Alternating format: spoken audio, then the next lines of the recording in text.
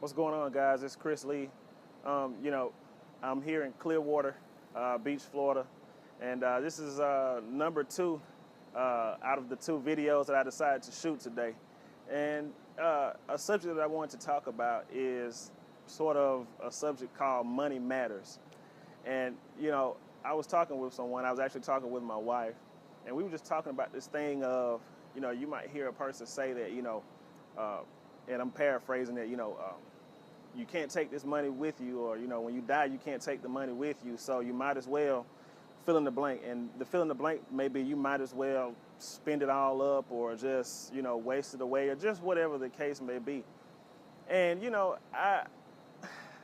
that notion right there, I had to kind of challenge it, because there's a little bit of truth to that, but at the same time, most of the times when we say things like that, you're only thinking about yourself. So for example, you might look at an athlete, you might be like, why does LeBron James or David Beckham need to make $100 million every 2 years?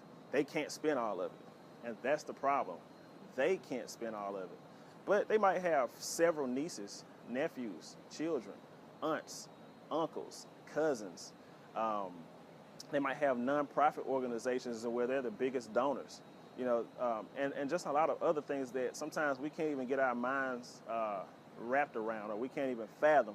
So a lot of times when we say that, hey, you can't take it with you anyway, you're only thinking about yourself if you really thinking about it, because you're saying, it's just such a basic way of thinking, and that's something that we just have to change if we've ever said that.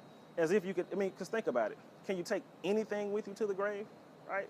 So why have great health? You can't take that great health on, right? You're going to take what God gives you in the afterlife, whatever that is. But I'm not focused on that, because we're living here. Right? You can't take, your home with you. You can't take the excess of groceries with you. So, it just doesn't make sense to challenge one aspect of excess and not all aspects of excess, because the whole mental focus is that, you can't take it with you anyway.